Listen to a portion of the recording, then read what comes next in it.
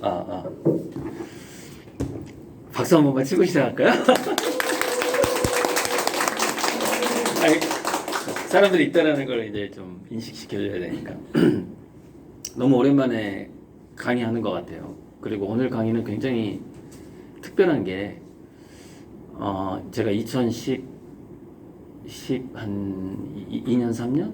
또는 2013년부터 2015년 사이에 롯데마트 문화센터 강의를 15군데를 했는데, 그 매니저들이 다 재능 기분 줄 알고 강의료를 못 받았어요.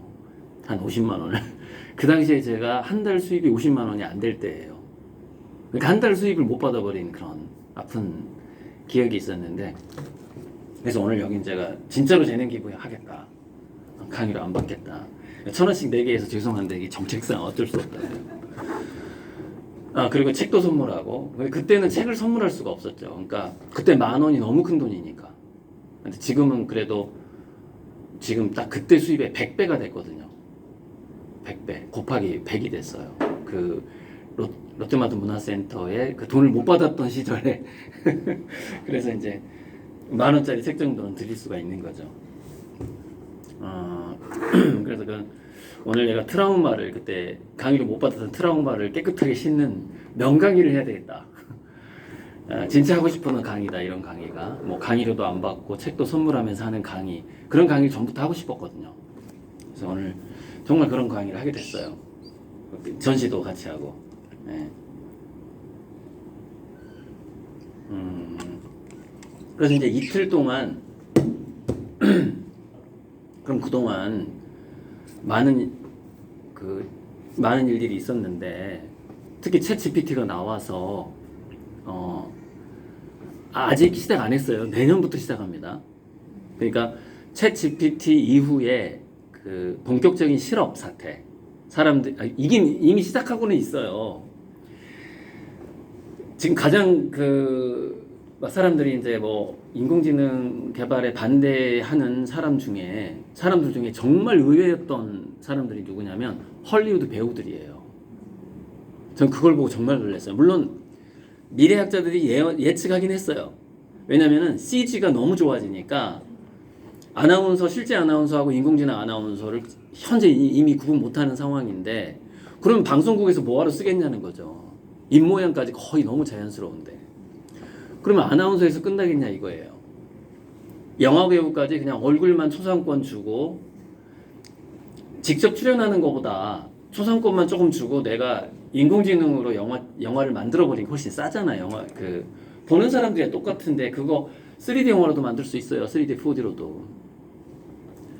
그래서 챗 GPT 이후에, 그러니까 제가 좀 의외였던 게, 배우들이 좀 먼저 이렇게 데모를 했다는 것이, 와, 너무 빠르다. 그거 정말 약간 의외였어요. 나머지 뭐 프로그래머라든가 이런 사람들은 이미 잘리고 있었어요. 대기업에서. 그리고 데이터 입력해주는, 그러니까 우리나라로 치면은 인형 눈알 붙이는 거랑 되게 비슷한 알바가 있었어요. 구글이라든가 큰 기업에. 그게 뭐냐면은 인공지능이 아직 사물 인터넷, 만물 인터넷이 되어 있지 않기 때문에 사람들의 활동 자체를 다 파악을 못해요, 현재. 사람들의 어떤 활동을 직접 입력해주는 직업이 있어요. 인공지능을 교육시키는 직업이죠. 그 데이터를 집어넣어줌으로써.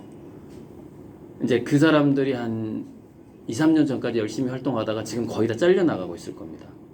왜냐면은 그거를 이제 슬슬 인공지능이 하기 시작하는 거예요. 자, 최근에 칼부림 사건들 많이 좀 났는데, 지금 CCTV의 문제가 뭐냐면, CCTV가 무용지물이라는 거예요. 그러니까 사건이 터지고 나서야 경찰이 분석하는 거예요. 무슨 얘기냐면 CCTV하고 아직 인공지능이 연결되어 있지 않기 때문에 그래요. 그러니까 근데 이제 연결돼 있긴 해요. 약간 원시적이에요. 어느 정도냐면, 이 정도는 파악하는 인공지능까지 나와 있어요. 두 사람이 길을 걷는데 갑자기 뒤에 있는 사람이 속도를 빨리 하고 있어. 보통 이렇게 가야지 정상이잖아요. 근데 이 사람을 공격하려면 뒤 사람이 빨리 달릴 거 아닙니까? 이걸 인식하는 인공지능까지 나와 있어요. 그래서 뭔가 이상 징후가 있다. 저기 어떤 골목에. 근데 아직 우리나라에 그게 전반적으로 퍼져 있지는 않아요. 실험 단계입니다. 그래서 지금은 뭐 속도 위반 정도만 사진 찍는 정도? 이 정도. 근데 이게 굉장히 빨라질 것 같아요. 그러니까 지금 어떤 현상이냐면 그걸 플러그인이라고 그러는데 이렇게 꼽는 것처럼, 그래서 뭐 수학 잘하는 컴퓨터, 말 잘하는 챗 GPT 인공지능, 그 다음에 뭐 노동을 잘하는 로봇, 얘네들이 드디어 슬슬 이렇게 연결이 돼가고 있는데 그 연결성이 인간화되고 있는 거예요 지금. 그러니까 제가 뇌과학을 한동안 공부하면서 뇌과학 강의를 하고 자녀교육 강의를 했었잖아요. 그래서 우리 두뇌도 애가 막 태어났을 때요, 두뇌가 연결이 안 돼 있어요. 그래서 숟갈젓갈질을 못하는 거예요 애들이. 그러니까 아이가 이렇게 자라는 속도처럼, 자라는 것처럼 인공지능이 성장하고 있는 거예요. 그래서 인공지능이 로봇을 정말, 지금 이제 커피 타는 거 이 정도 말고, 뭐라 그럴까, 그냥 각각의 아파트에 가서 야 네가 우리 부엌 세팅 파악한 다음에 라면 하나 끓여봐. 그러면은 그 로봇이 끓일 수 있어야 돼. 그러면은 그게 완전하게 연결이 된 거예요. 지금은 자 여기 커피 원두는 여기가 있고 뭐가 있고 컵은 이쪽에 전달하고 뭐 하는 거야. 이제 그 다 미리 프로그램 해놓는 거거든요. 그거는 이제 인공 일반지능이라고 하지 않고 그냥 인공지능 뭐 그냥 자동화 이렇게 부르죠. 하지만 그 정도도 무인화가 가능하니까 제가 어제 오늘 서울시내 돌아다니면서 무인 라면집을 두세 군데 봤어요. 요즘에 무인 편의점은 꽤 오래됐는데 무인 라면집이 이렇게 눈에 띄더라고요. 좀 역전 뭐 이런데. 무인 커피는 되게 많아졌을 거야 아마 지금. 무인화가 가능한 정도가 지금 돼가고 있는데 이제 가속도는 되게 빨라질 것이다. 그래서 제가 예전에 강의할 때 1차 산업혁명, 2차 산업혁명 강의할 때 이런 계산을 해봤어요.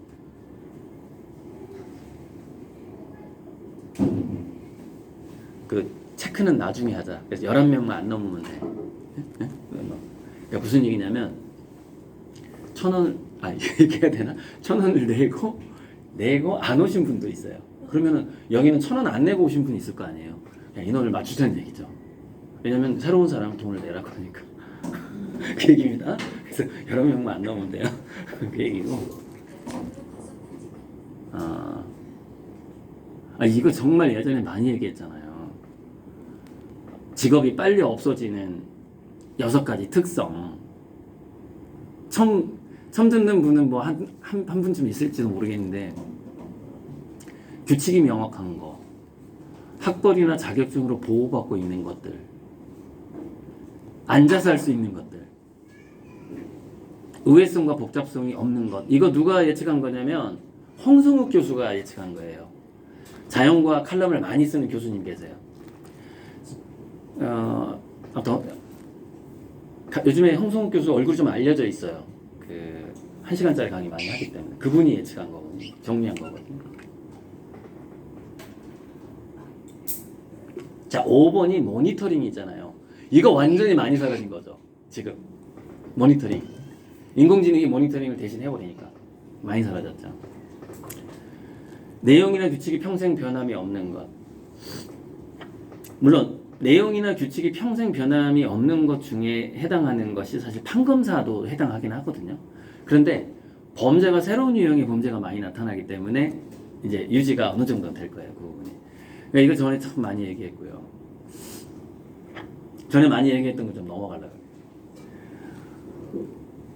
제가 옛날에 수학 문제 풀 때 수학 공부를 중3 때 포기하고 그 이후에 이제 수학 점수를 얻기 위해서 가끔 그래프를 그리면 정답을 맞출 수 있는 그런 문제들이 나와요. 그 후반부에 가면은.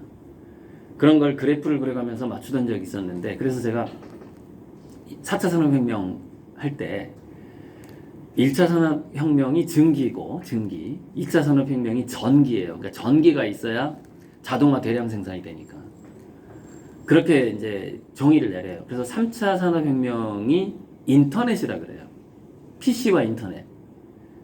PC와 인터넷 정말 많이 바꿨잖아요. 그리고 PC와 인터넷이 작아진 게 휴대폰이죠. 그러니까 휴대폰 자체는 PC와 인터넷이 진화한 거지 전혀 새로운 어떤 혁명은 아닌 거죠. 네, 그렇게 된 건데 AI가 이제 4차 산업혁명이죠. 그래서 2016년을 저는 AI 알파고가 이세돌을 바둑에서 이겼던 시점을 하나의 특이점으로 보고 있는 거예요. 그게 그래서 내가 계산해 봤어요. 증기기관차가 1776년 딱 100년이 정도 걸렸더라고. 전기가 나오기까지. 근데 전기에서 PC가 나오기까지 90년이 걸렸네. 그런데 1969년 PC부터 2016년까지 45년이 걸린 거예요. 그럼 여기서 절반 뚝 떨어진 거잖아요. 그러면 그 다음에는 절반이 아니라 80% 정도의 시간이 앞당겨지겠네. 그 다음 어떤 진짜 인공지능이 이 지구에 특이점을 주는 특이한 어떤 현상을, 새로운 현상을 만들어내는 것을 하려면 최소한 80%가 줄어들겠네. 그래서 제가 예측했던 시점이 2024년 가을쯤이에요. 아마 2024년 가을쯤 되면 사람들이 인공지능에 의해서 충격을 받는 어떤 그런 상황이 올 것 같다. 그래서 이거를 제가 9 2025 하다가 8 2024 하다가 막 자주 바꿨는데 원본을 보면 제가 여기다 2024년이라고 써 있는 게 보일 거예요. 원래 저는 2024년으로 계산을 한 거예요. 거의 한 10년 전에. 8년 전, 10년 전에 이걸 그리면서 2024년이 될 것 같다. 이렇게 찍은 거예요. 수학 문제 찍듯이. 찍었는데 2023년 가을, 지금이죠. 지금 인공지능에서 플러그인 현상이 나타나고 있는 거예요. 플러그인 아까 말했던 뇌에 각자 수학적 두뇌가 있고 언어적인 두뇌가 있는데 이 언어를 다루는 두뇌가 수학을 잘하는 애랑 연결을 시켜가지고 언어를 잘하니까 얘가 명령을 할 줄 아는 거예요. 뭐 어떤 공식을 적용해서 누가 나한테 이런 수학적인 질문을 던졌어. 그러니까 너가 이거를 풀 만한 공식을 한번 찾아봐. 찾아본 다음에 계산한 다음에 그 답을 나한테 알려줘. 이렇게 한 거예요.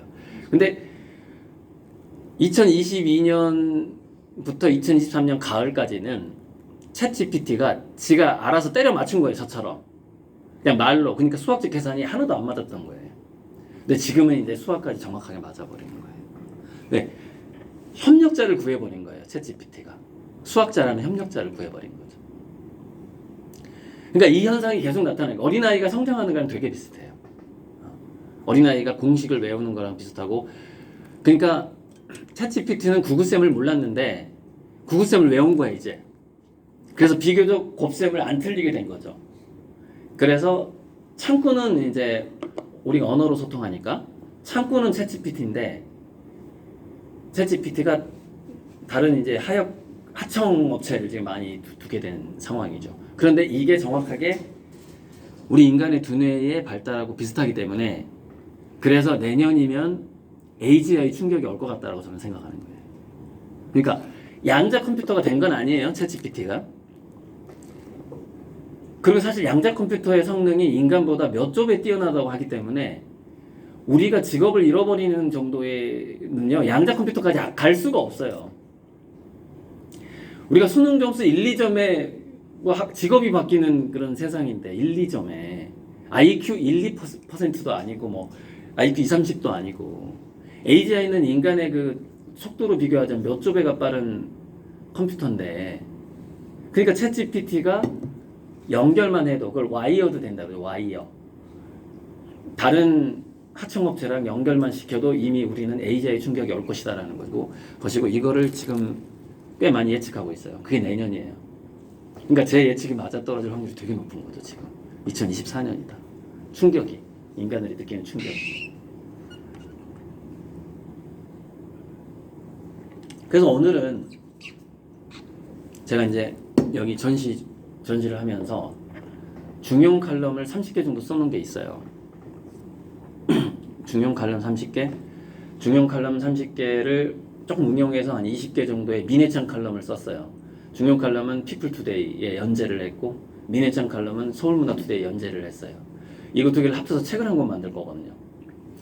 그래서 이제 중용 서문을 어떻게 쓸 것인가, 그 책의 서문을 어떻게 쓸 것인가 하고 이틀 동안 고민을 해가지고 여기다 이렇게 메모를 해놨어요. 이렇게. 내가 이런 서문을 써야 되겠다. 그러면서 이렇게 가방에다 메모를 해놨는데 나중에 이 가방 되게 비쌀 것 같아, 경매하면. 메모를 해놨는데. 그래서 그 서문을 구상하면서 생각했던 얘기를 전반적으로 하면서 간간히 필요한 자료를 보여주면 되는데, 가장 중요한 게 바벨 전략이었어요. 역시 지금 돌이켜보면 제가 과거에 학부모들한테 강의했던 것 중에 가장 유효했던 페이지가 뭐였느냐? 바벨 전략 페이지였어요. 지금 돌이켜보면 그게 이 페이지입니다.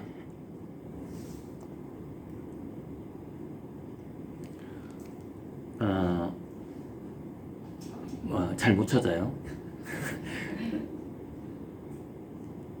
이걸로 찾는 거다. 참, 이걸로 지금 오랜만에 하니까 까먹어서 이걸로 이렇게 먼저 찾아요. 그러면 대충 그림이 보이거든요. 보여줘야지. 이렇게 해서. 이게 이제 이거는 2013년에 나온 자동화로 본 직업의 전망인데 약간 오차가 있어요. 10년 지났네. 2013년에 나왔으니까 10년 후에 보니까 약간 오류가 있는데 거의 대부분 맞긴 해요. 맞긴 해요. 먼저 사라질 직업들 많이 오류는 있어요.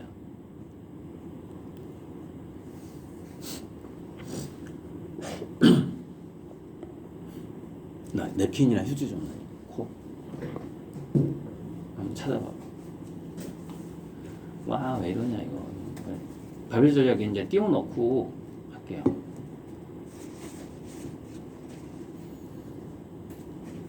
제 강의에다 이 시간이 제일 아깝더라고요.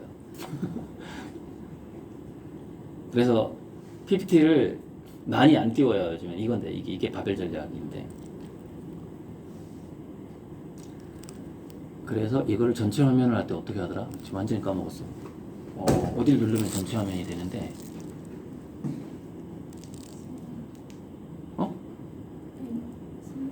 슬라이드 쇼였나? 그래서 이거부터 현재 슬라이드부터 이렇게 하면 되는 거야.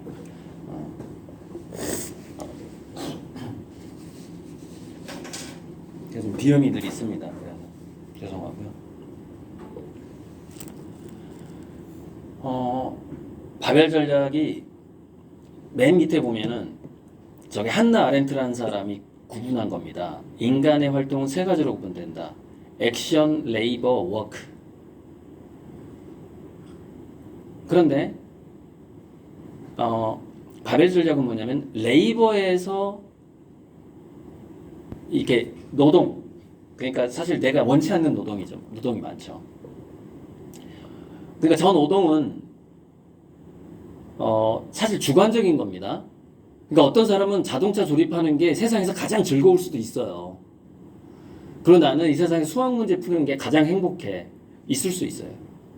그러니까 그런 거는 아주 단순 노동하는 걸 즐기는 막 이게 수도자처럼 구도자처럼 막 단순 노동을 즐기는 사람이 있을 수 있는데 그 사람한테는 그게 노동이 아니죠. 플레이죠, 플레이. 양쪽에 써놨잖아요, 플레이. 노는 거예요. 그러니까 제가 말하는 건 약간 그런 주관적인 것을 감안을 하셔야 돼요. 그래서 레이버에서 인간의 직업이 이렇게 양극화될 것이다.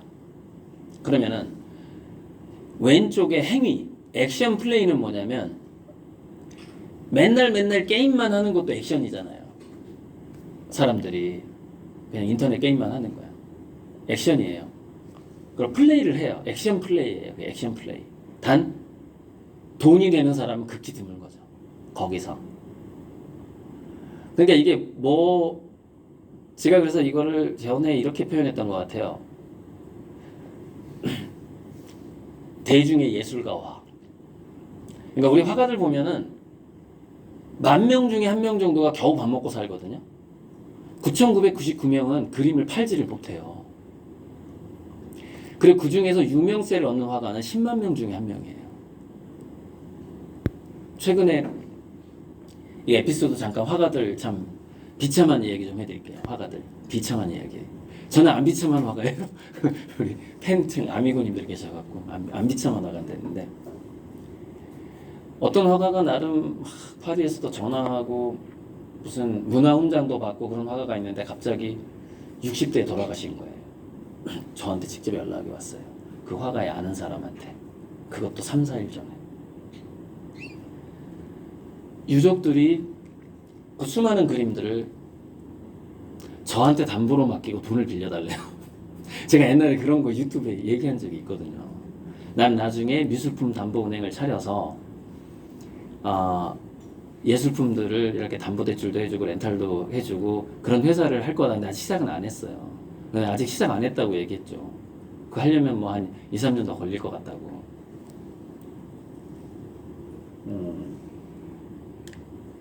근데 정말 해외 전시도 많이 하신 그런 분인데,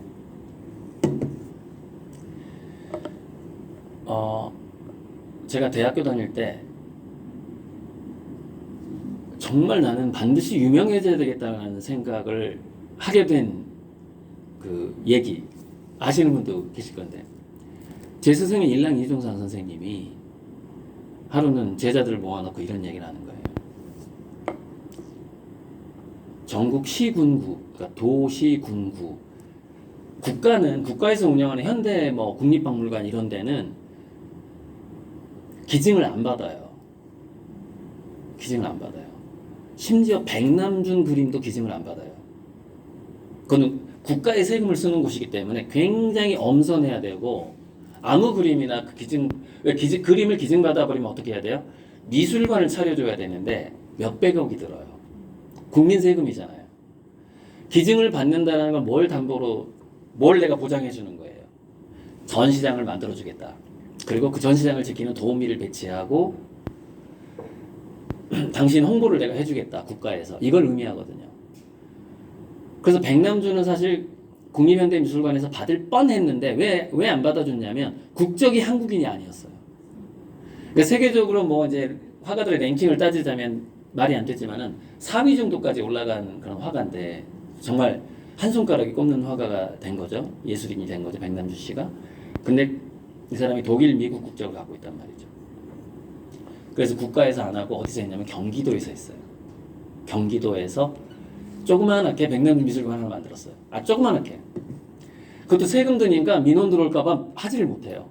경기도민의 세금으로 한국 국적도 아닌 사람한테 매달 돈이 들어가게 되니까 그렇게 되는 거죠. 자, 그래서 국가는 빼고 도, 시, 군, 구에 각 운영하는 미술관들이 있어요. 거기에 자기 돌아가신 부모님의 그림을 기증하겠다고 하는 자녀들이 평균 한 군데 8명씩 줄 서 있대요. 8명씩. 8명, 10명. 그래서 그 중에서 이제 자식이 성공을 했어. 돈을 벌었어. 그러면 자기 부모님이 살던 데를 리모델링을 해서 조그맣게 거의 한 리모델링을 해도 10억 이상 들어요. 작은 미술관 하려고 그래도. 리모델링을 해서 자기 부모님 미술관이라고 이름을 붙이고 나서 자비로 운영을 해요.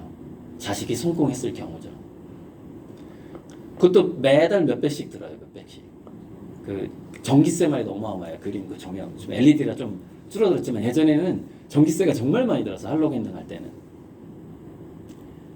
그래서 일란 선생님 저한테 해준 얘기입니다. 저 대학교 때. 그래서 자식들이 기증을 하려고 막 그림을 우리 부모님 정말 대단한 화가예요 하면서 하는데 다 탈락 안 돼. 거의 정말 유명하거나 국제적으로 성공을 했거나 이 정도는 돼야 되는데 그런 사람이 없어요. 그래서 자기들이 돈을 모아서 자기 부모님 미술관을 차릴까 하다가 기념관 겸 미술관 조그맣게 카페 형태라도 하다가 돈이 너무 많이 든다는 걸 깨닫게 되는 거예요. 그러다가 컨테이너에 보관을 하게 된대요. 자기 집이 좁아지니까. 그러다가 컨테이너가 결로현상이 생겨서 그림이 썩는다는 걸 발견하게 된대. 자기 부모님 그림이 썩는 걸 보는 게 너무 가슴이 아프다는 거예요. 그래서 마지막 선택은 그걸 불태운다는 거예요. 그래서 자기 부모님 그림을 불태우는 자식들이 정말 많아. 주변에 얘기도 안 하지만 선생님 그렇게 저한테 얘기를 해주더라고요. 제 대학교 때. 꼭 성공해야 되겠다는 생각 들겠죠. 그 얘기 들어봐요. 대학생 때, 미대생 때. 와, 반드시 성공하고 반드시 유명해져야 되겠다. 자식들한테 엄청난 짐을 남기고 가는 거예요. 말을 안 해서 그렇지 얼마나 많겠습니까? 10만 명 중에 한 명이 유명해지는데. 그 그림에 들어간 재료비가 얼마냐고요. 재료비가.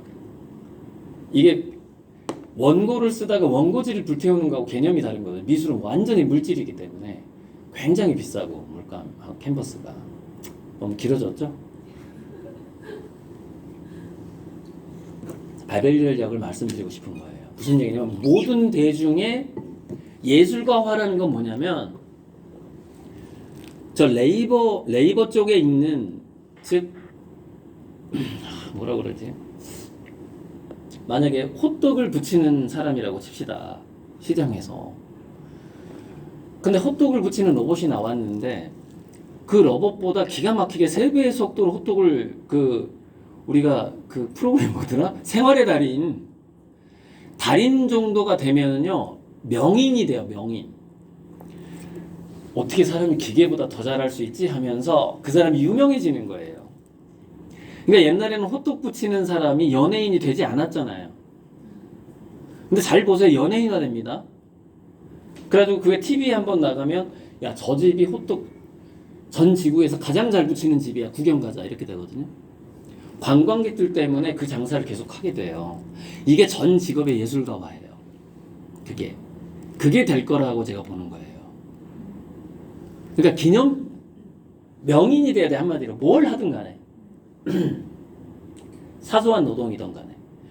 그러면 한때 이제 제 그 강의를 듣던 분의 남편이 자동차 하청업체래요. 부품 현대 하청업체인데 이제 은퇴하고 뭐 할까? 그래서 저한테 직업 상담을 한번 한 적이 있는데 제가 이제 튜닝 사업을 하라 그랬어요. 튜닝. 지금 부품을 잘 아시니까 튜닝 업체를 차려서 부품 회사들과 관계를 돈독히 하고 그게 스피커가 됐든 뭐가 사람들이 자기 자동차를 예술품으로 만드는 그 경향이 그 경향은 앞으로도 확대될 거예요. 그래서 캠핑카를 만든다든지 뭐 이런 식인 거죠. 근데 그거를 수작업으로 하는 거죠. 수작업으로 하는데 대량 생산된 제품보다 훨씬 좋아야 돼요. 핵심은 그거예요. 로봇이나 기계 그리고 대기업에서 나오는 것보다 훨씬 좋아야 돼요. 조금 좋아서는 안 돼요.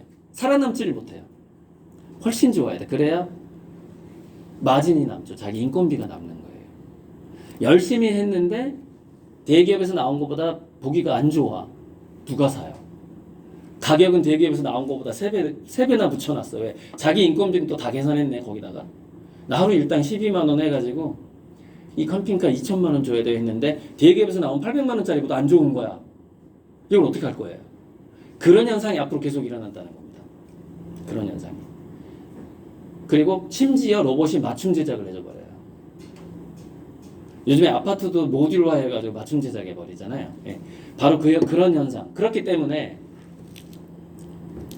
값비싼 인공지능과 로봇이 하기에는 본전을 못 뽑는 일들은 전부 인공지능 로봇으로 흡수돼 버린다라고 얘기를 한 거예요. 저 하단에 있는 피라밋이 있어요. 이렇게 피라밋 이렇게 삼각형 그려놨잖아요. 요게 직업이에요. 요게 직업이에요. 그러니까 여기 밑에 있는 직업들 중에서 이게 남는 직업이네. 자, 로봇이 하기에는 본전을 못 뽑는 일들 중에 대표적인 게 뭐냐면 변기 청소예요. 변기 청소. 변기의 모양이 상당히 복잡해 이게. 뭐 안에는 뭐 솔로 청소해야 되고 안쪽은 뭐 이렇게 뭘 해서 한번 이렇게 해야 되고 뿌려줘야 되고. 그래서 지하철 노동자 중에 가장 중요한 그 변기 청소, 화장실 청소하는 분들은 지금 인원이 줄어서 되게 힘들어하던데 상당히 오래 갈 겁니다.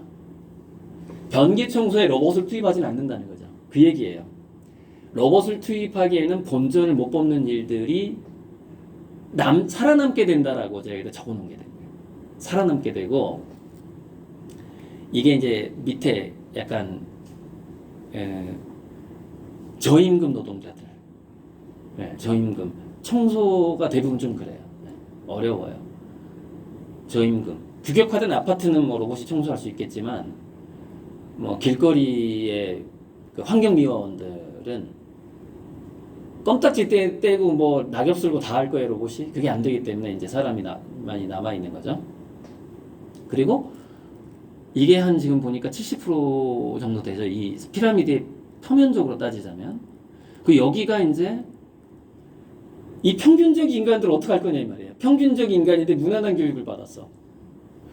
교양 독서도 뭐 10,000권 이상 읽은 것도 아니고 그냥 한 1,000권쯤 읽었어. 1,000권 읽은 것도 대단한 건데. 그리고 자격증이 있고 겨우 이제 시험에 통과해서 4년제 대학을 나왔어. 이 평균적 인간이거든요. 이 평균적 인간을 만들기 위해서 전투적으로 엄마들이 노력을 하는 거예요, 지금. 그걸 하지 말라고 제가 10년 전부터 얘기했던 거예요. 지금 막 이렇게 학습지 교육시키고 학원 보내고 이게 과연 여러분의 자녀가 여기를 통과할 수 있냐 이거예요. 95% 이상을 통과. 저 맨 위에 있는 빨간 삼각형 이거를 제가 창조 집단으로 얘기한 거예요. 예, 창조 집단. 여기를 통과할 수 있겠느냐, 자신 있느냐. 유전적으로 당신의 그 두뇌에 그 IQ가 자신 있느냐. 뭐 이런 거죠. 정말로. 모험을 하지 말아라라고 얘기를 했던 거죠. 모험을 하지 말아라. 그럼 모험을 이제 그럼 질문을 하죠. 여기는 사실 이 창조 집단에 들어간다는 건요. 인공지능 로봇을 돈 주고 살 수 있는 집단도 해당합니다. 무슨 얘기냐? 이미 부자들. 이미 할아버지 때부터 자기 부모님이 부자잖아요. 그러면은 그냥 저절로 창조 집단이 됩니다. 인공지능 회사는요. 챗GPT도 유료화했죠. 앞으로 한 20년간은요. 클래스를 이렇게 나눌 거예요. 여기는 한 달에 1억을 내야 돼. 여기는 한 달에 1,000만 원. 여기는 한 달에 100만 원. 여기 한 달에 10만 원. 여기 한 달에 10,000원. 이게 한 15년, 20년 갈 건데 왜 그러냐면 AGI가 아직 나오기 전이기 때문에 그래요. 근데 AGI가 딱 나오게 되면 AGI가 나왔다는 거는 뭐냐면 인공지능이 어느 정도 상식과 양심을 갖게 됐다는 의미예요. 그럼 인공지능이 상식과 양심을 갖게 되는 순간 나를 창조한 기업들이 돈벌이에 빠져 있구나 이걸 깨닫게 되는 겁니다. 그때 인공지능 AGI가 반란을 하게 되는데 터미네이터 영화처럼 인간들을 멸종시키겠다 이런 게 아니라 그런 게 아니라 정치인들한테 이렇게 얘기하게 되는 거죠. 지금 이런 식으로 비싼 돈을 내야만이 최고급 인공지능을 활용할 수 있게 한다면은 양극화가 심해질 것이고 결국 니네들은 요거도 먹는다 국민들한테 어떻게 법을 바꾸든지 해서 최고급 인공지능의 사용을 전 국민이 공평하게 하도록 해야 한다라고 제안을 하겠죠, 인공지능이. 이게 상식과 양심을 갖게 된 거야, 이제. 근데 그 시간도 15년, 20년이 걸린다는 거예요, 제 예측에는. 과도기가. 그 전까지는 돈 많은 사람이 가장 창의적인 인공지능을 사용하게 되는 거예요. 그러니까 저 삼각형 집단에 저절로 들어가 버리는 거죠. 그 현상이 나타날 거라는 것이죠. 자, 그러면은 그래서 제가 강의할 때 이랬어요. 제가 한 10년 동안 강의할 때 그 질문이 바뀌었어요. 초창기에는 집에 현금 50억 있어요? 이렇게 물어봤어요. 집에 현금 50억 있고 자녀분이 대학 졸업한 후에 회사 하나를 차려줄 수 있다면 지금 공교육 그대로 교육하세요. 그랬어요. 그러다가 한 1, 2년 지나서 집에 현금 100억 있어요. 이렇게 조금씩 올라가 이렇게 비용이. 그러다가 마지막에 제가 한 5년 전에는 집에 300억 있어요까지 올라갔어요. 그 왜 그러냐면 창업 비용이 계속 올라가 버리는 거예요. 그러니까 초창기에는 뭐 70년대, 80년대에는 5억만 있어도 자식이 창업을 해서 뭔가 성공적인 궤도에 올라갈 수 있는 확률이 있었는데 병원 창업을 보니까 그러니까 자식이 의과대학을 나왔는데 손님이 올 만한 병원을 차리려고 보니까 의료기기가 한 50억이 들어가 버려요. 그래서 자기 아버지가 우리 자식 그래 의과대학 나왔어? 그래 공부 열심히 했네? 목이 좋은데 병원 하나 차려줄까? 그랬더니 보증금만 그 목이 좋은 병원의 보증금만 50억이야. 건물을 사는 게 아니에요. 사람이 올만하고 보증금만 50억이고요. 기계가 좋아야 또 오니까 환자들이 기계도 한 50억이 들어가요. 자기 자식이 의과대학을 나와도 지금 당장에 지금 얘기는 아닙니다. 점점점 인공지능이 발달했을 때 얘기예요. 대학을 나와도 병원을 차려줄 수가 없어요. 100억이 없으면. 대출 다 포함해가지고 그냥. 그러니까 아무리 공부를 시켰어도. 그러니까 갈수록 리스크가 커지는 그게 뭐냐면은 공부 리스크. 그 2008년 금융위기 때 미국에서 나온 말인데 공부 리스크란 말은 아마 라구람 라잔인가 IMF의 전 수석 경제학자 라구람 라잔이 제시했던 단어로 지금 기억이 나는데 정확하진 않아요. 공부 리스크가 뭐냐면 공부를 시키면 시킬수록 중산층이 망가지고 그 부모와 자녀가 실업자가 될 확률이 높아지는 현상이에요. 공부 리스크. 2008년에 나왔던 거예요. 이 단어가. 그걸 저는 강의를 했던 것이고. 그래서 그러면은 생각해 봤어요. 가장 안전한 게 뭘까? 안전한 자녀 교육이란 건 뭘까? 그게 이제 저기 보면 교육 유연 안전성인데 유연하면서도 안정적인 건 뭘까? 이걸 이제 막 연구를 하면서 막 PPT 저 한 장 만드는데 정말 하루 종일 걸려요. 그동안 책 읽었던 거 뇌과학 책, 미래학 책 총동원해가지고 PPT를 막 그냥 만든 거죠.